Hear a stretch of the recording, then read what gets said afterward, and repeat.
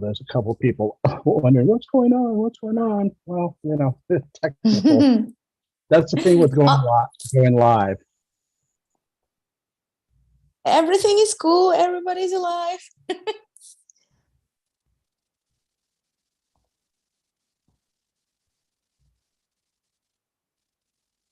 Now it should show up very soon. Now it's going quicker on my tablet. Go figure.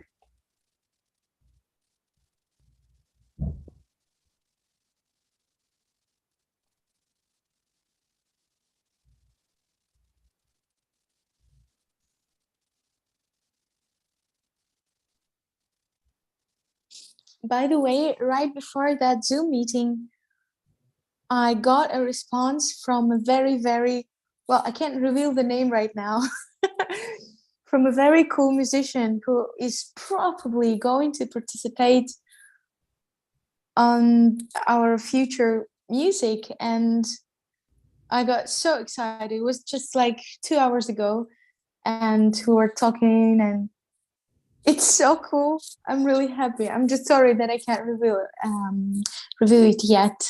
I would love to do that right now because I want to scream like we're doing it with this great musician.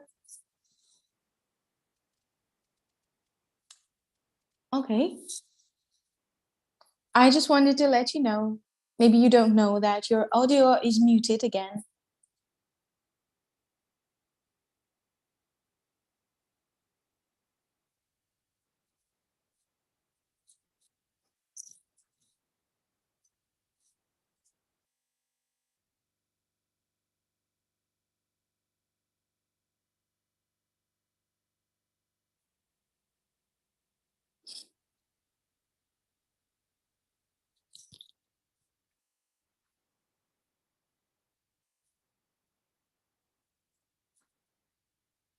Ooh.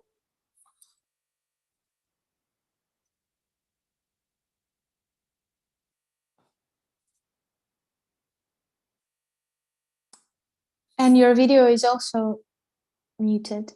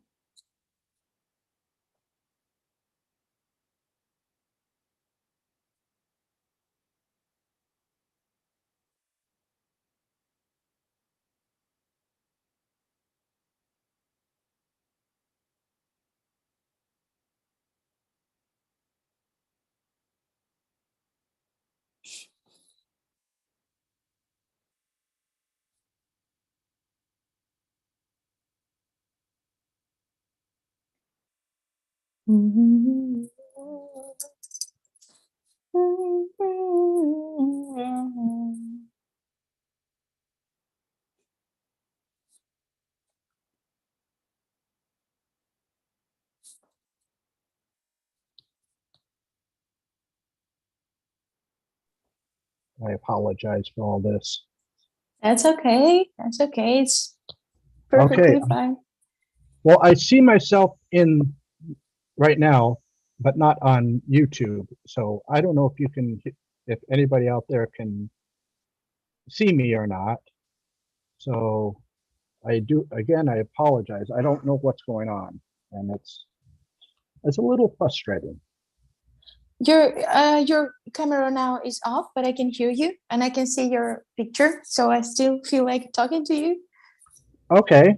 Well, I won't be able to answer any questions in the chat room because Okay, I can't see them for some reason. I see. I can maybe I can get another like computer and go. Oh no, I don't think you can go there.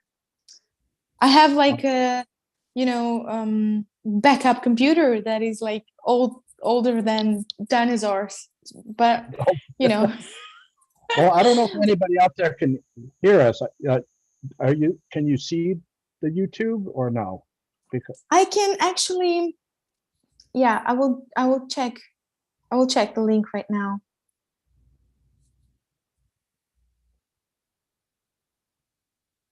Again, I'm not, anybody out there, please. Yeah, you're live. Okay, it's Oh, I can see people saying, "We saw you. Take your time. Audio both ways is fine." So yeah, we can just okay. switch to YouTube once in a while to check what's going on there. And Yeah, yeah. Okay. Well,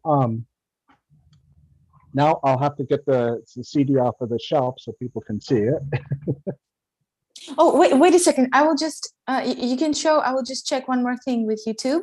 I mean, if there is a picture, it was here, and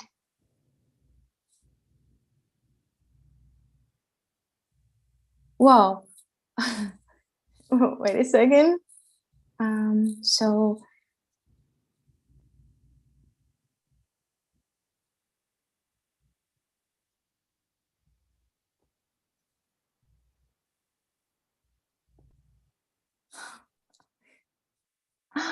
I see now. I see. Yeah. So all is working. Okay. Oh, your audio is muted. You should unmute your audio. Can you unmute your audio? Can you hear me? Um,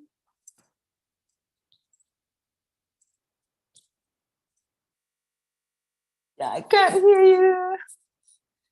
Oh no no no. Oh no no no no. I can't hear you. Can you unmute your microphone? Okay, how about now? Oh yeah, sure, perfect. I hear you. Yeah, I muted it. Nice. It's not working. But it's working now.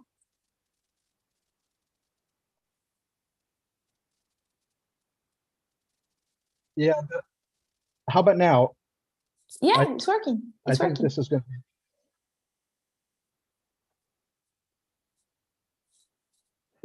I feel like it's like two music nerds are trying to find out how to use modern technology. right. Well, it's not letting me. I can't see anything, so there we are. Yeah, you're not I didn't see you on YouTube, but can you see it?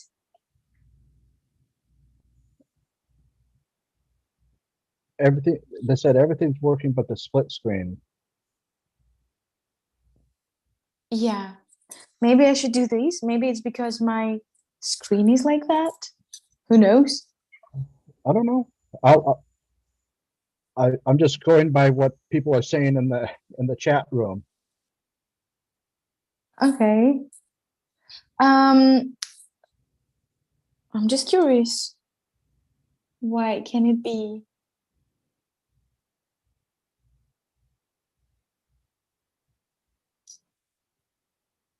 Maybe some kind of access that you need to do, like let the YouTube an access for cameras or to connect with Zoom, because I saw a notification from Zoom that the stream is shared. Yeah. Okay. Well, I can see myself now, and I can see you. So let's try it. Let's try. Okay. So I'm here with Dikajee, and I think we can just set up, but I can't see the chat, so please, I'm just going to go by what I'm going to be saying. So, and what she's saying. Um, I found out about you through a mutual friend, and I heard your music on YouTube, and I absolutely fell in love with it. And he said you really got to talk with her because she's really fun and insightful to talk with. Thank you, and I'm really happy to be here. And yeah, it's always nice to know that your music reached to someone else. Yeah, I've been listening to it a lot lately, and it's very interesting. It's almost it takes you almost to another place because you feel like almost like in a fairy tale, you know, Oh, with it's nice to know. That was the you know goal, I guess. with your well the music is like you're telling your stories in each song, but not only with your lyrics but with the music and just the mood. It's just I like from the beginning, you know, the first song, Forest, you know, it actually makes you feel like you're going into the fairy tale, and you're going to go on a little journey, and and uh and I will tell you the two of the songs that really stand out for me are Lily of the Valley and Gloomily Flowers Blooming. Those Yeah, are those are my favorite too.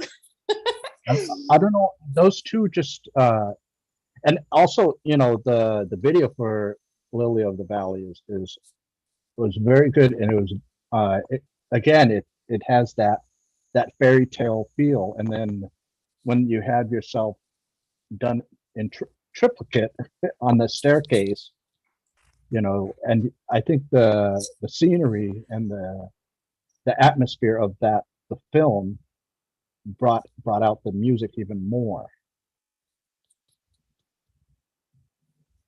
Yeah, thanks. It's good to know that because um,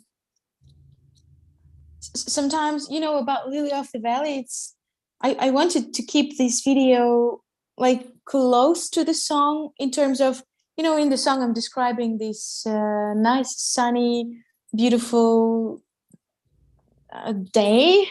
Um, and I wanted to keep the atmosphere in the video, but at the same time I wanted to also kind of tell a little different story, not to repeat the song. So yeah. Well, you know, in the video, it was just I hate using words like this, otherworldly. You know, it Yeah, just feels um, it's almost like it's a disconnect from reality in a bit, you know, and it's very interesting that you mentioned that because sorry to interrupt, um, but really the way that we did that video was actually it was without any like special lights set. The way of filming, I don't know if that makes sense, but maybe it's just a videographer nerdy stuff. But it made like report kind of filming, like documentary, like no special lights, everything is natural, everything like it's really happening, and someone just filmed it. So right, it's very cool that you got this otherworldly feeling because it's we're at the same time like showing the reality without I don't know, well basically I already said that, and I'm just pleasantly surprised that you had that feeling. yeah, and I I I was even listening to it earlier in the car. We were running errands, and it was just the music just fit how it looked outside. I mean, it wasn't sunny, but it wasn't cloudy. It was just somewhere in between. It was almost like it was almost perfect. You know, just the music and the way it looked outside. So I was like going, you know, this was almost like Mother Nature heard the music and said, okay, well, we're gonna make the weather close to what the music is. Oh, that sounds cool. Yeah, yeah, that was it was really I don't know if you've ever seen a TV show called Tales from the Dark Side, because Hmm. they start off, you know, where it looks normal, and then all of a sudden it goes to almost a negative image, and it just the feeling that it goes from like reality to, you know, something Hmm. disconnected. It just that's what with the music it just has. for me, it just has that feeling. And I was reading some of the people's comments on Bandcamp, and that they have it. You know, I don't think anyone else can describe it better than, you know, that's dark progressive folk. You know, Yeah, that's probably it. You know, I always feel like I want to go like heavier with music, but then it just happens so that I just don't write any songs. I have no idea. You know, I wanted like this the second, you know, we're working on the next album right now. And I just noticed that there are songs that I wrote on ukulele, and there are songs that I wrote on acoustic guitar and on piano. And really, I don't feel like we're turning into a metal band anytime soon. Well, we are going to have more guitars and more like I think the heaviest part of our music is drums. Usually, like in our music, it's it's the drums who play the role of putting everything um, into this like hand banging move. well, you know, the thing is, this is I think just having the drums the way you said they are, is perfect. I mean, everybody seems to go on towards the heavy route, you know, in the guitars and bass, but with the drums the way they are, it just almost, at least on this album, they're almost tribal. You know, they sound Yeah. pagan. Yes, I love it, and it's so cool. And I love that feeling that it is somewhere in between being like like rock drums and I don't know, prog rock drums, but they are also tribal. They are really pagan. I wouldn't say better. Yeah, and it's like I feel like, oh, you know, this is, it speaks to me um a lot. I mean, because I mean, you could probably picture heavier guitars in certain areas of the songs, but it, I think it was perfect without something like that. I mean, Well, yeah, uh, sometimes at some point you write music and think about adding things there, but actually I think for musicians um it's like a non-stop process. You can always add more.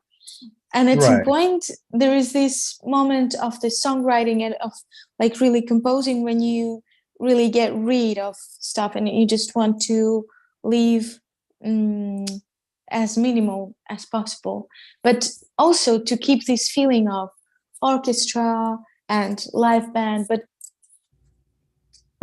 not to over, I don't know how to like over arrange it. right, right. If there's such thing. Oh yeah, you know, when I was listening to it, I figured, you know, because a lot of people need to have comparisons in order to decide whether or not they want to explore the music. Um, there was I wouldn't really want to call it a band. It was more of like a one-off project that Arjun did, called Ambien, and it was with just this young. Let's see if I can get it right there. Uh-huh. It was with this young singer, and the closest, this is, if I had to give anybody a comparison, it's close to that. But while that one tends to have leaning more towards the metal side, you're leaning more towards the folk, and more acoustic side, and it's almost like almost parallels in a way, although the songs were written by, I believe it was a 14-year-old girl. Um, and so, I mean, it's, you know, probably the subject matter was more towards hers, where yours has that, it's like I said earlier, it's like a fairy tale. It's like we're an audio fairy tale. Hmm. Yeah, I always thought that I find myself being escapistic, like escapist. Yeah. So every time I'm writing the song, it feels like, when I do some like lyric sketches, it may be something like concrete or kind of down to earth lyrics, but more I polish it, the more they are going, like taking from the ground. I don't know how that happens. It's like I always I always try to bring it into a different world every. Well, maybe on the second album, they are going to be more like realistic, but maybe like phrases. In the end, it's still a lot of like metaphoric and mm, outwardly. Yeah. Yeah. I mean, that's I think that's the whole real point of music and film is you need to escape your reality of whatever is going on around you, whether it's Hmm. personal or anything else, so it's always nice to just escape into music uh and go on the journey where that the artist was intending for it. And sometimes um, each listener will get something completely different from it, and that's actually okay because I don't, unless you actually spell out everything that what you want in the Yeah, that's song, true. you get it more metaphorically in a way, Yeah, this is that why I love this way of writing also, so that people could interpret it their own way. Well, of course, no matter how, even if we talk about the same thing like love, hate, whatever, it's different for everyone still. um but the more metaphors you use, maybe the more the range of how you may be understood is bigger and wider. right, yeah, um, Also, I think of course it's connected to the books that I was like raised on, because I'm a huge fan of Tolkien. And well, I wouldn't say that I'm a fantasy fan in general, but Tolkien or Terry Goodkind, and I love all the like like Dune. All right, the I just love fantasy. Or um oh, there was something else I was going to mention. Oh yeah, that I started watching the last season of Stranger Things, and I saw a guy there, um, like a rock guy. He plays in the band. He's a singer right, in a rock band in the 80s, and he has the same haircut as me, right, which is so cool. And he plays the like table game. I don't know right, how is it called, and it's called Hellfire Club. And he right. plays with little kids there, and I basically feel myself like that. I love playing games, everything that is connected to escapism and really like experiencing.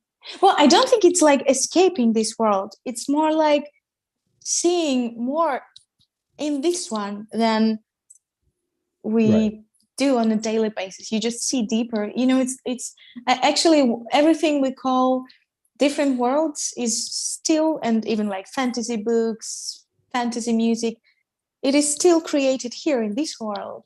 That what makes Right. this world even cooler, that everything Yeah. can exist here. Well, yeah. Also, too, is like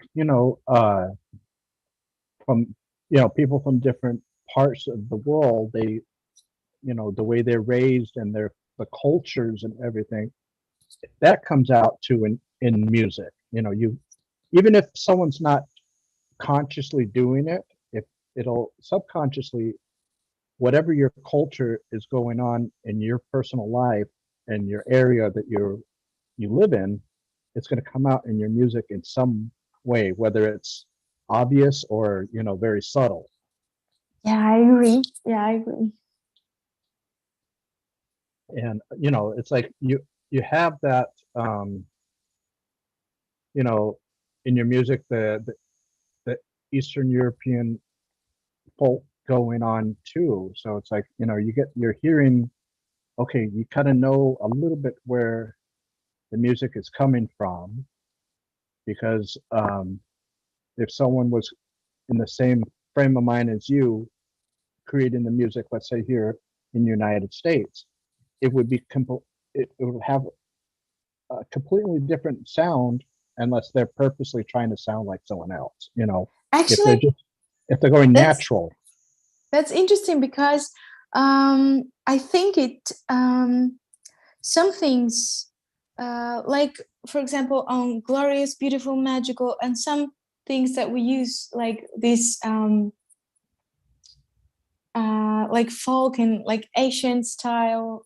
It was like inspired by a lot of music from Tigran Amasan, for example, or Avishai Cohen, and these like I don't know how's it called actually. I only intuitively know that like this um, Armenian jazz, like it's prog jazz, but it's also with a lot of Armenian folk. Well, at least how I see it. Maybe he just invented that folk. You know what I mean? Like a lot of like half tones and the measurements in music and how he like for example Tigran Amasan, how he combines everything. I think he really created new music nowadays. A lot of people say that everything was invented and created before, but what he does is actually something new. And I think I got a lot influenced by him lately, and I was like, um, I want my song to sound a lot like I want to get more electronic sounds in my music because I love Björk so much, or I want to make it heavier because I love metal, I love Epic and Nightwish and like all that stuff. And at the same time, I wanted this like Tigran and my sound like Armenian music, or maybe some Jewish motifs. He uses them a lot, or maybe not he, but Avishai Cohen and the way he sings. Um, I just love it. I never. I think it's finally something new, or maybe it's new for me because I didn't hear that before. It's been Right. maybe like maybe 6 years since I discovered that music for myself, and that like prog jazz and jazz. Um, like jazz is a very wide word. Right. Yeah. I mean, you were just saying it's like coming in, you know, 6 or 7 years, and your music, honestly, of all the stuff that I've been listening to lately, is so very different in a good way. So Well, that it's very cool to because hear because well, because there's a lot of bands that kind of they sound so similar to each other, you know, and it's you know, I understand that people need to have something that is familiar in order to start liking it.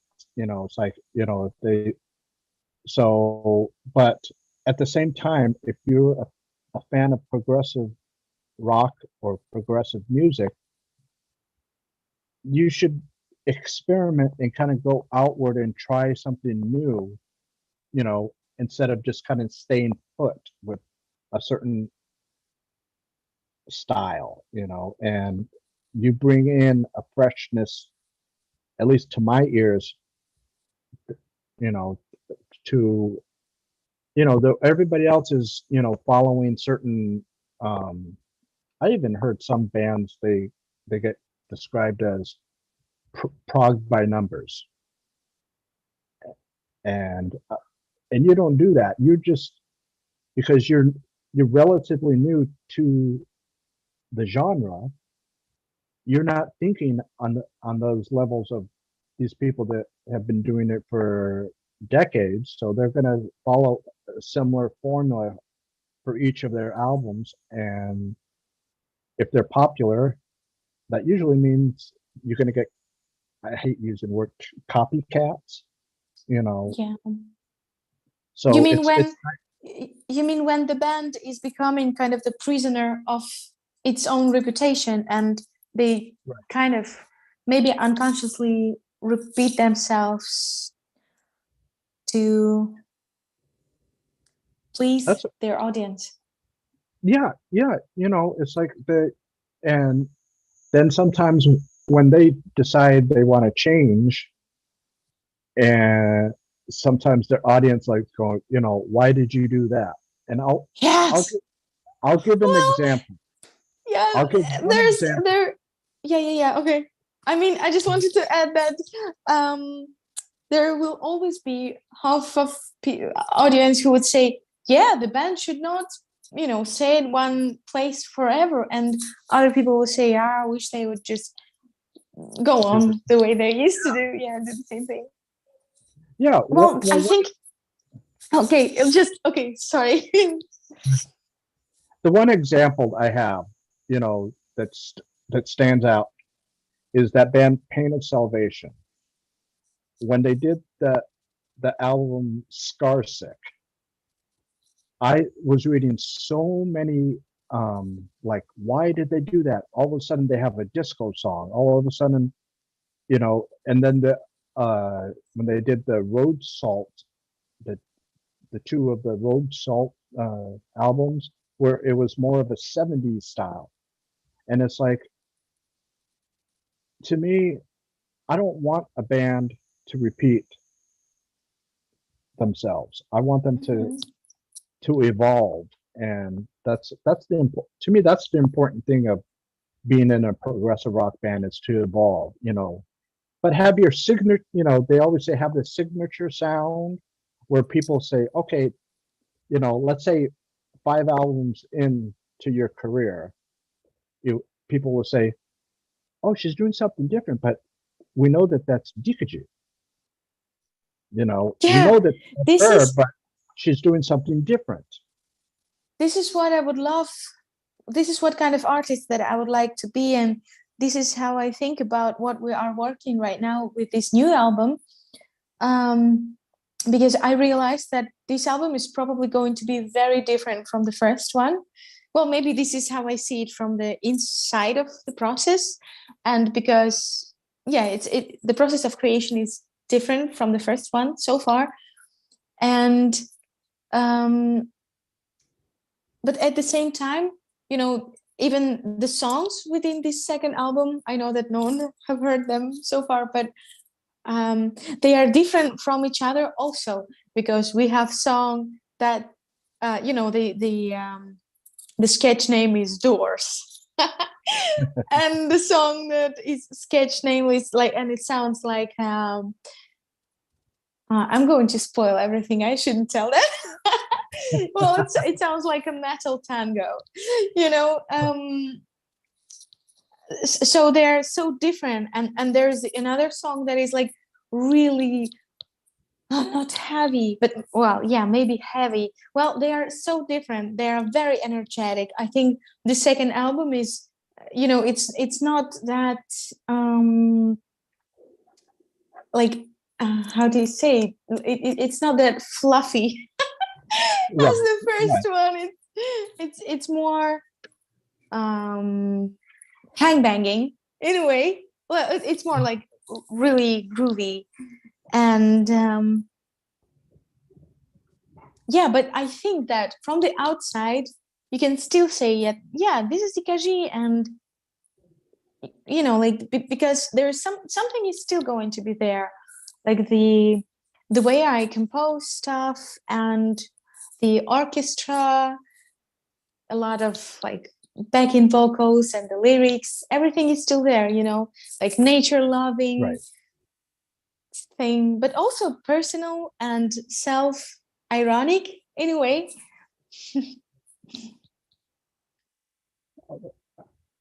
Well, I finally got to see what's going on in the chat room through the computer. It's starting to work again, so that's good. I'm really glad we're talking because this is.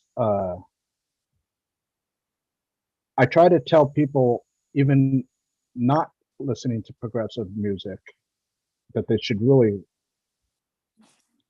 look you up, whether it's getting the CD or getting a download, or even going to your YouTube channel and watching your videos, especially all of your cover songs. I mean, Yeah. you have such a big catalog of cover songs, so it's amazing. Yeah, thank you. Actually, it's just I think it's less than half what I have on YouTube, because I started doing those covers when I started my Patreon channel. So is it called channel? I guess, yeah, Patreon page. So Right. at first it was like I did covers maybe weekly or a couple times a month. So I have a lot of those, but out of respect to people who really support me on Patreon, and they actually, they pay for that content, and I want them to feel special. So some of those covers are only for them. Sometimes people ask me like, "Can you send me the link for the whole, like the full version?" And I'm like, "I'm sorry, I can't, because this would be kind of a betrayal to." Oh yeah. I told people that, yeah, this content is only for you. Well, sometimes videos there are some videos that I want to, I can't help myself posting them because I'm kind of proud and I want everyone to see them. Right. Well, that's the other way to support you is through your Patreon. You know, I know a lot of artists are doing that because, it seems like, because I talk a lot about this, um, the streaming. People stream music more than ever now, and it's Yeah. almost like they rely on the streaming service to be their library. Whereas, I like the physical media of owning a CD, because it especially when, I mean, you put in such, you know you have the artwork and you got the booklets. It's like I you're love getting. that stuff. Yeah, it's just so much fun, especially the more elaborate some artists put into the artwork. It's amazing. I mean, there's some I've even heard some bands that are, even because it's so small, and they eventually either put out a record or they put out a book that has the whole album art. Yeah, I saw that, like a book, and with like pictures and lyrics, and then in the end there is a CD. Yeah, it's Yeah, cool. I wanted yeah, to do that, but it was so complicated at that moment to produce, and also expensive. yes. I think that's the main thing, is that it's expensive to produce something like that. Maybe It's also, further. sorry to interrupt, it's also expensive to ship. Not like, not everyone, because usually shipment is measured, like the sum that you need to pay, it's measured by the weight of the item. So it may be too heavy. So I don't think, well, maybe if you are, I don't know, like super famous, huge star, people would pay, like $50 for a CD and book. And well, people sometimes pay more for items like Right. that. But I think, well, this is my debut album. I didn't expect people to, do something like that. So it's just a light CD. But I'm kind of still proud of what we came up with, because this CD is, well, yeah, I think it's beautiful, and we tried many variations of cover. I tried like so many different designs, and yeah, this what you're holding at now is the result of many tries, many, you know, reworking, and so Well, from picking up when you look at the cover, that you're going to go into like I said earlier, like a fairy tale type of a thing. Um, and you say, you're working on the second album, and I know you've been traveling a lot. I've been looking at all your pictures that you posted on Instagram, so yeah. it's always interesting to watch people, what their lives are all about, and even through pictures. And it's like you get, especially for you, since you're a musician and a singer, you get a better sense of where, that it's not just, you're not just, this is not just it, there's more to you. Yeah. And let's see what else we got here. Now there was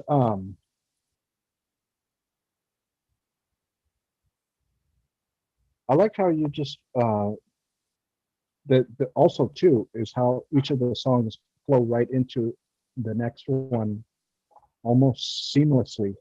So it's like, even though, like I said, I have those two favorites, it's one of those albums that it's not like, a hits album where every song is like a hit song. It's like it seems like it's all telling a story from the beginning to the end. Yeah, it was a challenge. No, it wasn't a challenge. I thought it's going to be a challenge to know how to place the song within the album, but then it all just came together in my mind while listening. I just realized how they must be, and when you have to give your album a final listen or two or more, to understand that you're like, yes, everything is in the right place. We're not changing anything. We are releasing this way, so it felt very natural, even though of course it was, and maybe it would be better to start the album with something like stronger, like Glorious, Beautiful, Magical, or maybe Lily of the Valley, or something, something that has a kick, because Forest is a very long intro. It's like, it's a song that maybe could sound cool in between other songs, like after something louder.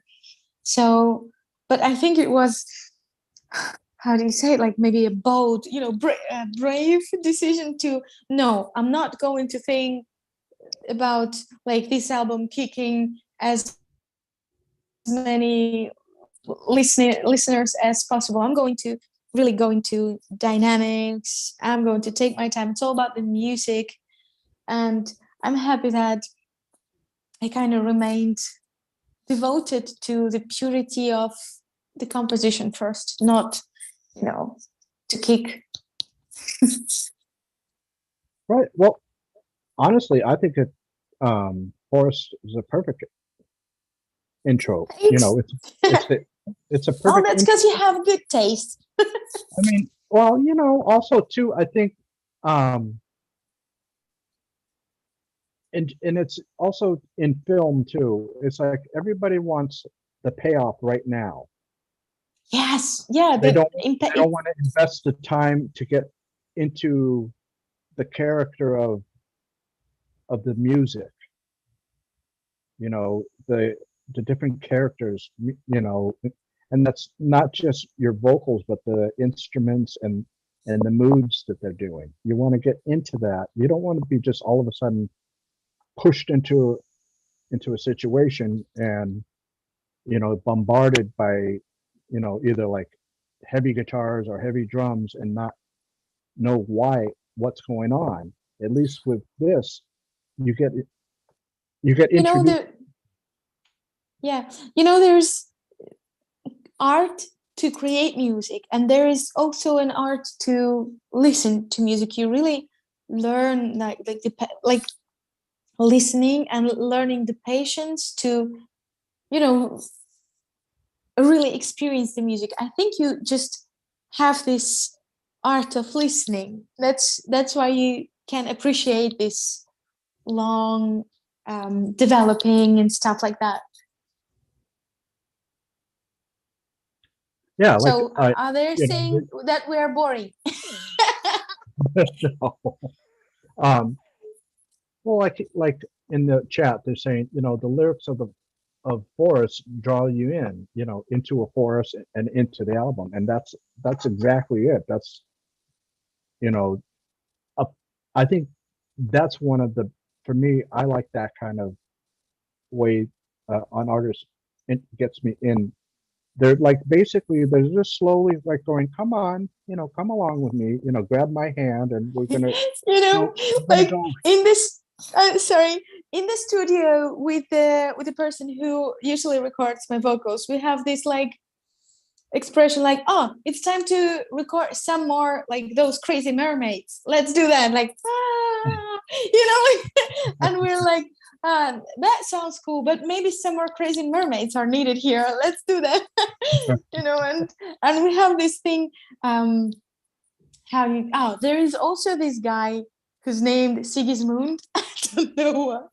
It's a very random thing that we usually record when we record strings and everything sounds too perfect, for example. Or, you know, when you record like the patch of either it's vocals and like choir, either it's strings, and you use a lot of voices, and they might sound too perfect, like it was a synth, you know, and you really need to put some human touch on top, the one who's like a little peachy or something, so that everything would, so the pack would sound more like natural, like there is a really a choir of alive people who do mistakes, who someone had bad sleep or whatever. Right. And when we record these like take that is going to have some imperfections, we say that, oh, Sigismund is coming.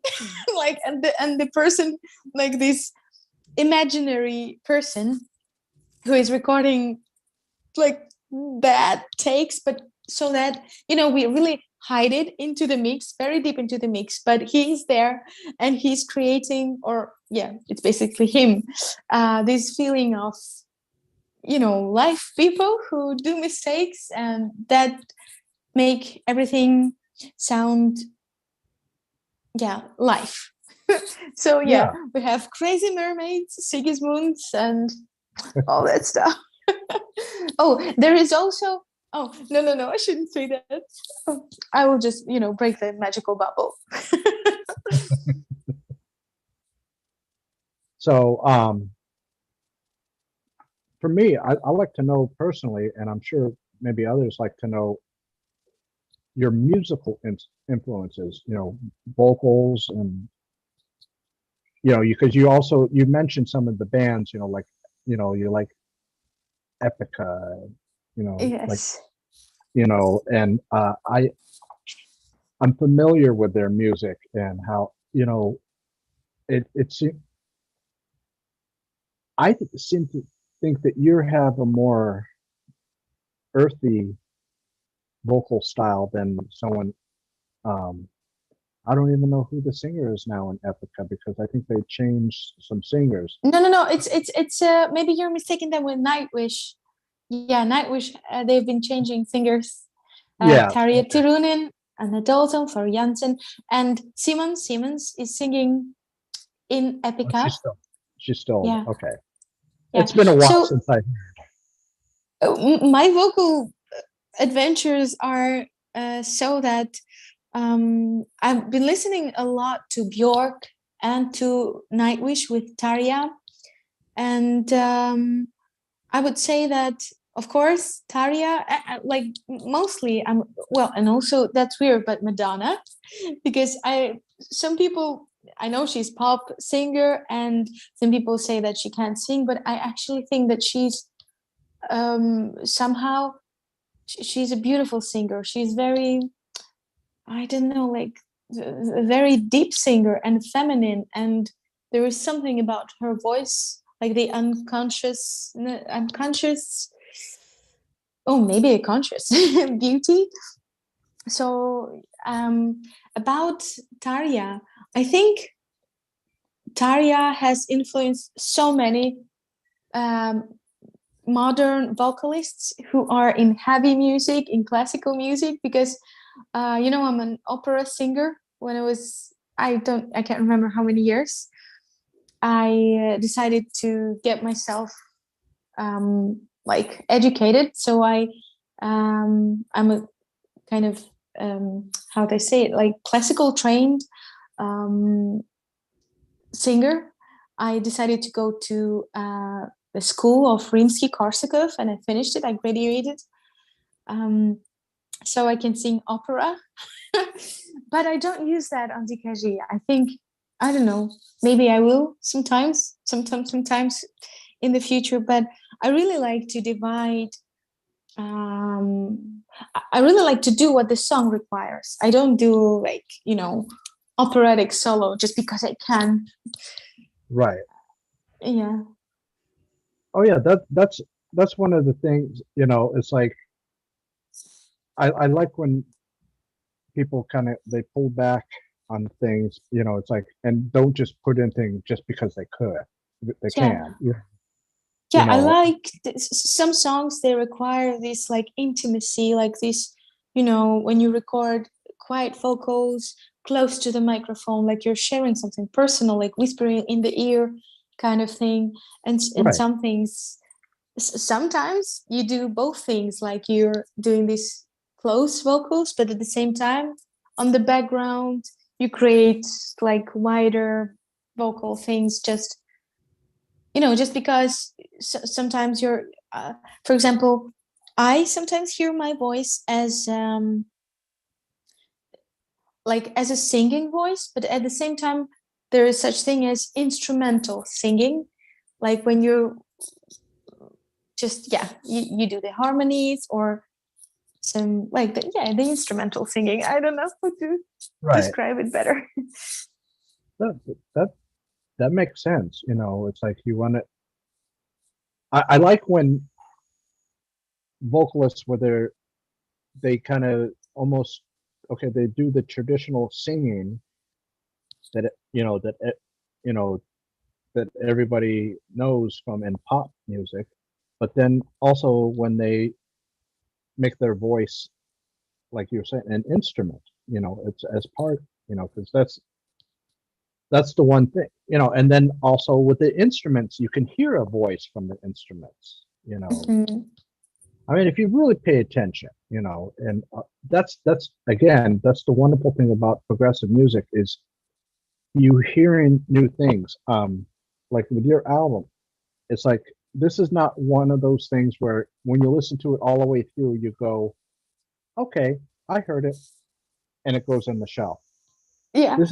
This is one of many albums that you need to listen to it several times because you're going to hear new sounds, especially when Oh you yeah, use I still headphones. hear new sounds myself there sometimes.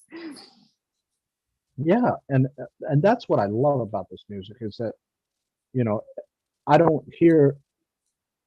Um, I may hear the like the basic framework on the first listen, and then the second listen I start hearing little sounds that I didn't hear the first time, and then each time I listen to it, more and more. So it's like I like that. It's like it's like I'm sure it happens when someone reads a book and watches a Yeah. movie. You know, Yeah. you have some movies that are basically um, bubblegum. that's what I can say. It's sweet. It's nice. If it's a romance, the beginning, middle, and end. If it's an action movie, the beginning, middle, and end, and so on. But then it's nice when it changes it up. Yeah, exactly. It's just one of those albums that you can go back to again and again, and you won't get tired from it.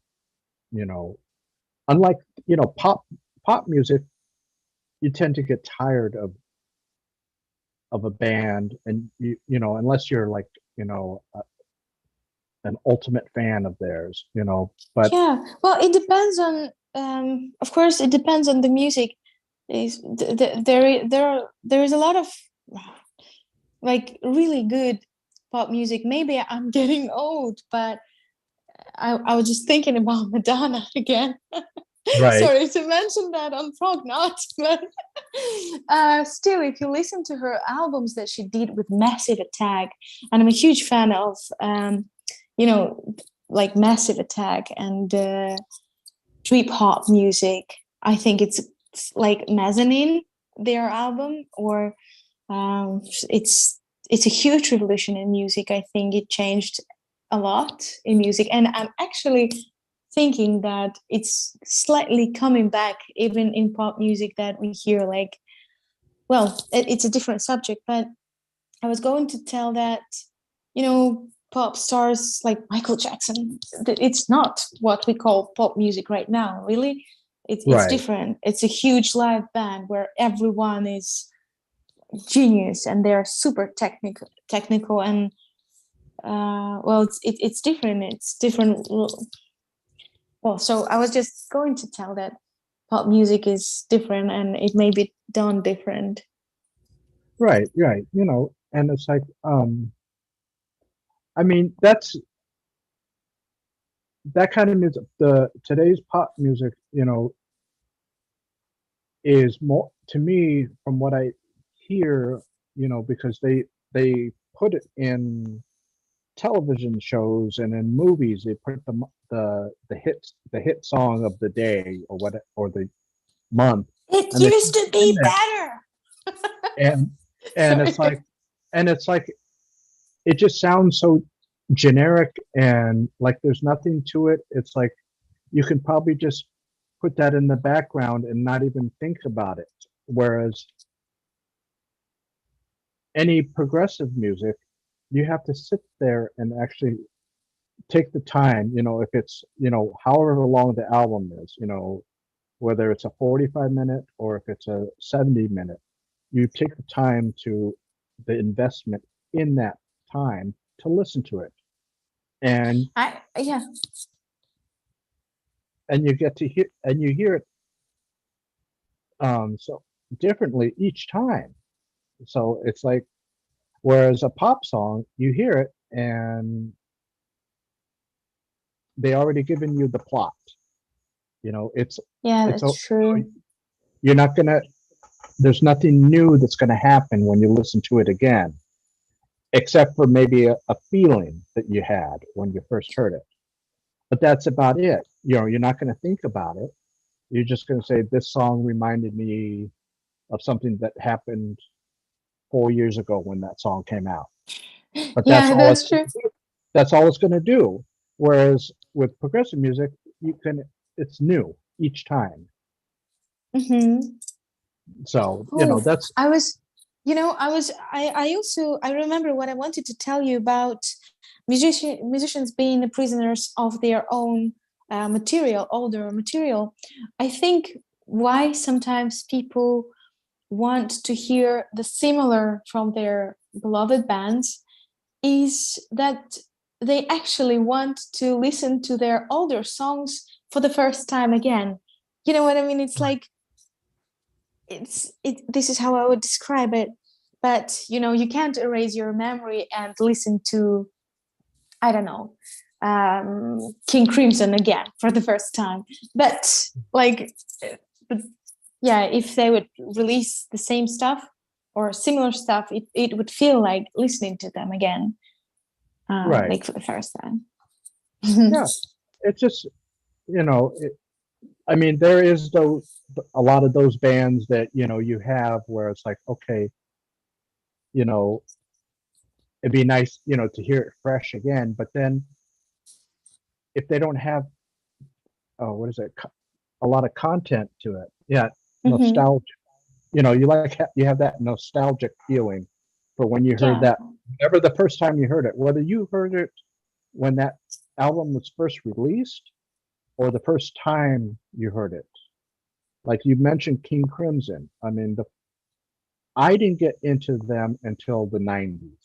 And I was introduced to the one album, Red. And ever since then, it's like that was, to me, was my catalyst into wanting to find Hmm. more.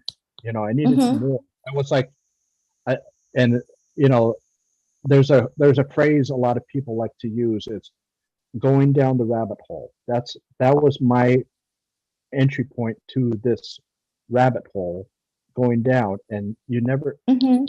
you're never gonna really.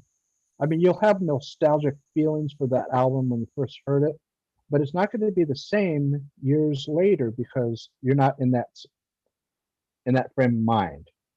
Hmm. Oh, So yeah. there you go. um, you're not in that same frame of mind because you're older, you're wiser, hopefully wiser. It's just the same as you know when you get into music, and some people are born where automatically they latch onto new music immediately, and there's other people it takes them many years. And for me, I'm the one that took many years to get to where I am now of my musical tastes. Um, and a lot of progressive rock bands, um, are very open-minded. So they do like when people mention their influences, like you mentioned Madonna. Uh, they may not like Madonna's music, but they understand why you like it because it's coming out in your music. You know, so I think that's the important thing, and that's what most progressive rock bands are open-minded enough to say that. Because I've seen a lot of them where they're very closed-minded. They only want to listen to certain uh, bands, or only want to listen to anything, any progressive rock after 1970 something. They they don't think is good. But then you have people that they go, okay, well, you know, music through the decades change. Uh, Progressive rock has always been there. It just has gone through so many different changes, which is what is needed. It can't stay the same. We can't have bands do the same recording styles that you know a band did in 1969 or 1974 or 1979 because things evolve. So uh, a good progressive rock band evolves, um, and they got a choice. They want to go the route that Genesis went, where they became more pop in the 80s and 90s. That's Uh, fun. and that's fine. They can do that, but it's like it's just again, yeah. I just think that there's a lot of people that are very open-minded, and then there's a lot that are closed-minded to the music, and I think that the closed-minded people, they miss out on a lot of good stuff. Yeah, And I think, yeah, it's a very interesting thing about musicians, like how the music of certain artists is changing with years, because a lot of music that we're talking about, it's like rock music, emotional music, this like, I don't know, like raging music. It's done by not by teenagers, but like young people who are, the maximalism and strong emotions, first breakups, whatever. And Right. like, I don't know, the first thing that came in mind is like Evanescence, and Right. like lots of bands that were like really, like it's not emo music, but it's really emotional, like personal Right. alternative rock that made by, I think Evanescence started when they was like 18, maybe. They were very, very young, at least Amy Oh Lee, yeah. as I know. And it's a very tricky thing when artists start when they are so young, and their music is based on such a strong like emotions that youth kind of produces. And how they develop, because the talent doesn't go anywhere, but the Right. subjects might change, and the emotions, and the like what is their songs are going to be based on. It changes, and I think it's one of the most complicated things in lives of artists, like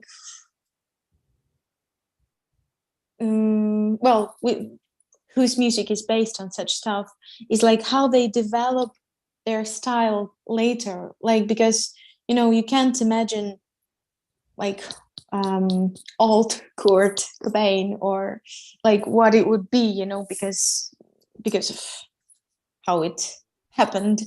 And it's very interesting, like for example, so yeah, that's why I think that music may change so much, so dramatically. I mean, being not that dramatic, or being like, for example, with Genesis, or even Peter Gabriel's solo career. I actually like their more yeah, maybe not easy listening, but I don't know how to call it, even calling them right now more pop music. Nowadays we wish the pop music was like that. You know what I Right. mean? But Well, you know, there's I was just long story short, I think it is very much connected to how they, like how the songwriters, they develop personally also, because they might just get more happy in their lives, you know right. just because it happens naturally with experience. Some people just get more like mature and Exactly. badass. I don't know how That, to describe that was it. that was the word I was going to say. Is a band that started. Let's say I'll put out that year 1969. A band that started in 1969 and still continues into each decade. They're maturing. With their life experiences, with the changes on the musical landscape. It changes, and so they matured. So they got a choice. Do they want to mature and go with it, and still be themselves, but Mhm. just changing slightly a little bit, or do they want to just stick with a certain style? I'm not going to do anything different. I'm going to repeat the same song structures over and over again, add different lyrics. I'll be proficient with the lyrics, but musically, it's going to pretty much, you'll hear too many similar sounds, and that's Mhm. so it's nice when a band, each album can give something fresh while still retaining, that signature sound. That's one of because that's one thing that the audience is. No, I don't. No matter how much they say they like complex music, is they want to hear something that has a similarity to what they're used to. So they want, but at the same time, they also want something different. So it's like they hear it, and it's just a lot of great music that does that. That just evolves over time, and it's great to go on that journey with the band. Especially if you Mhm. if you get with them from their beginnings, you can, it's like you're not like looking back at something saying, oh, you know, I just got into this band and they've been around for 15 years. So I have 15 years to catch up.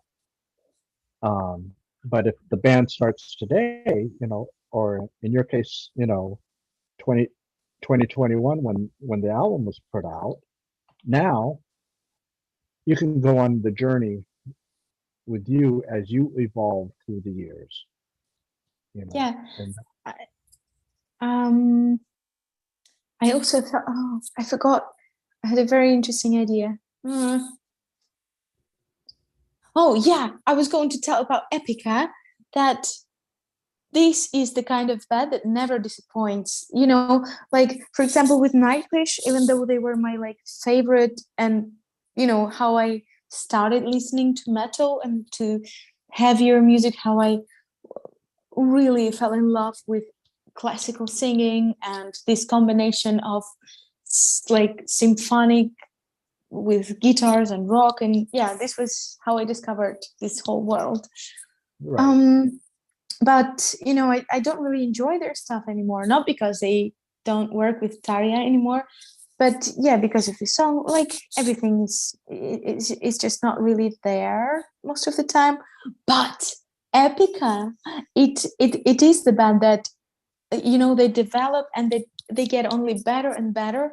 Like the way Simon sings, it only gets better. I mean, it is even hard sometimes to listen to their earlier albums right now because how much better she got. Well, it's still interesting and still very, very cool, don't get me wrong, but they are kind of this kind of band that they remain themselves, and they just but they're just getting better, and they're never bore you. I right, don't know how they do that. They're so cool.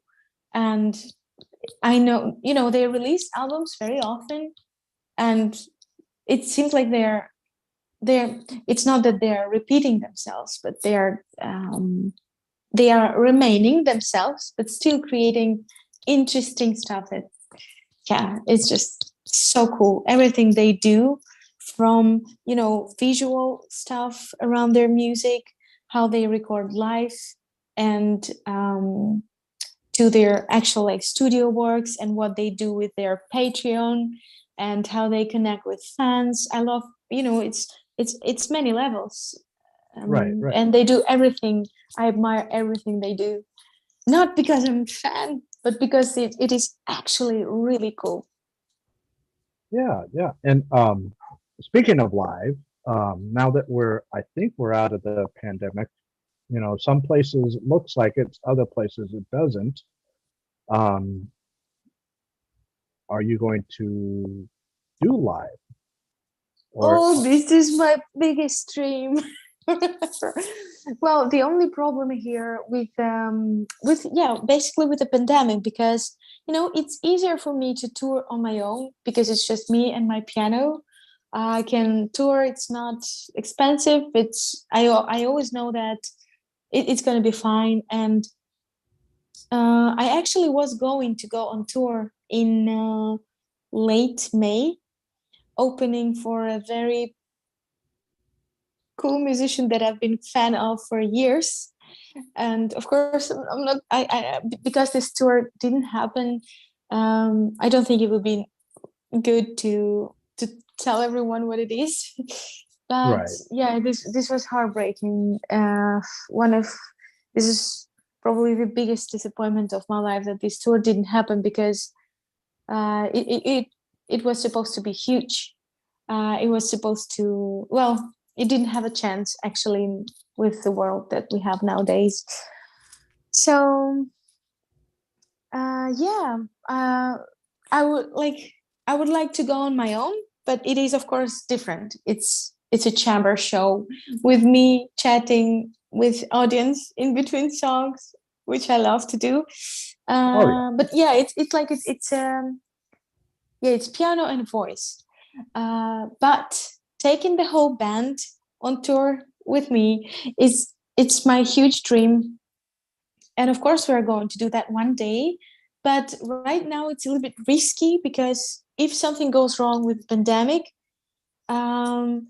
we're not that big band that we can like cancel a couple of shows and, still like every day of tour is we must stay somewhere, we must have our meals, we must, just it's Exactly. a lot of financial difficulties. So I must be really sure that, well, of course, you never can be sure, but at least it must be not that risky. But I'm almost sure that we will go on tour maybe in autumn or maybe next winter sometime, because it's just unbearable, to just not Right. to go on tour. Well, at least, because we are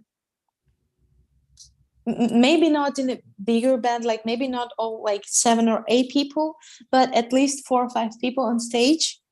We're going to do that for sure. The other thing that you can do, and I've been mentioning a lot, and then someone I know echoed it, is live stream. Yeah, Maybe get have a select group of people in the live audience for you, but then have the live stream outward so that people in different parts of the world can be able to see you yeah. live. People that maybe they would love to see you live, but they can't afford to travel, and you can't afford to get to every place in the world. So it's like the next best thing. I know it's different because musicians need to feed off of the audience to get their to Yeah, I for know the the chemistry, the feedback. yeah. But if you had like a small little audience to kind of help you right there, but then you're broadcasting it to you I know really, yeah. I understand. So sorry for interrupting. I was no, just having this thought. I really enjoyed, many bands during the pandemic did those pre-recorded lives. right. So I got my tickets for Epica, a mega live, and it was very cool. Even though it's pre-recorded, knowing that on a certain moment all the fans are going to watch it, and it was really perfectly made, like Oh yeah. not boring at all. It was so cool, and the band sounded so nice. But you see, like with this pre-recorded live, you really need to make a very cool video, and you need to play the actual concert, and then to actually mix it. So it's like mixing the live album, and of course we wanted to do that, and we were preparing for that actually, but then somehow we just started recording a new album, and somehow this we didn't do that, but maybe we will do sometime. Well, yeah, right now we are really obsessed with this new album. There are days when we just rehearse and get together to work on demos like every day, because it's just so exciting to put everything together and like feeling that the process is ongoing. And we were all very frustrated, like brokenhearted and lost during March and basically the whole spring. And then we all felt like this music and working on this new album is like really something that the way that we can kind of get ourselves out of the focus on music and just get at least some normality back. I don't know Right. how to describe it. Like we just focused on this working on music, and it really I think helped us very much to you know not to go get crazy basically. Yeah. Yeah, that makes sense. It's like, I mean, I known several bands that completely stopped in March 2020. They stopped once everything started happening. They stopped and they put everything on hold, And then I know there's others that continued working, even though they couldn't tour, they continue making music. And Yeah, some, that's the best recipe. You should use every situation, like for example the pandemic thing. I think it was the best time to, reset your mind and start creating music other ways than just struggling. I think that maybe this is my mindset also, because I'm always like, I can let myself, when the pandemic started, we also had the tour schedule that we had to cancel in Europe. um so um it was like I usually spent like 1 hour really pitying myself, crying on the floor, like moaning and being super unhappy, super depressed. And then I just get bored of it. I get up on my feet and I just, do my job and whatever. I just think like, what's next? How do we continue? I think this is something that is also in my music almost everywhere. It's like there's always even though I write kind of melancholic music and stuff, but it's not a loser mindset. It's enjoying the beauty of melancholy, but then there is hope, there is life, and like you need to be alive to witness the world. You need to stay conscious. yeah, exactly, exactly. Well, I think uh, I, I don't know what else we can talk about without going on for hours, because I enjoy talking with you. I think it's very natural, the way speaking, and just to hear you speak about your music is just it's just nice to hear, because very it connects you better. I think as an audience, it connects you better when you get to hear the, the person actually talk. And Yeah, you sure. know Thank you for that great opportunity. It's and I appreciate, and sorry about at the beginning of the show where it just all the it's technical totally fine. difficulties. They're always there. But I think that's the pitfalls of live, because I'm sure as a in live music, you know things can happen where something's not working. There's no guarantee that it's going to be working. That's right. And so I want to really thank you so much for taking your time out. I know it's like after midnight there. That's okay. Well, maybe the last thing that I would like to add, having this opportunity, being with you today, is that I would like to invite people kindly to follow me on Patreon, because this is how we are recording our music right now. This next album is going to be completely based on Patreon support, and I'm going to release a song monthly.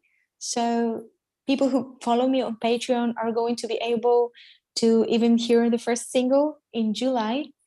And also, like, they are going to hear each next song first, because the album is going to be released probably like next summer or next autumn, depending on like how many. It's going to be like 12 songs probably from July to July, and then they are going to be united into the album. So yeah, and of course people who support me on Patreon are going to be able to hear them all during the year once they are released, and watch the process of creation. Sometimes I post like daily videos of what is happening in the studio, or videos from my traveling, and of course all the covers that I do there. So yeah, I always I always use an opportunity to invite people to support me there, support my band, and support music. And what's your Patreon? It's Patreon. It's like patreon.com/Dikajee.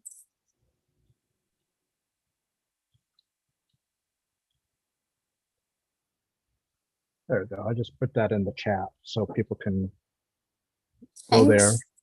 And I'll also put it in the description once this goes onto regular YouTube for other people to watch, you know. Yeah.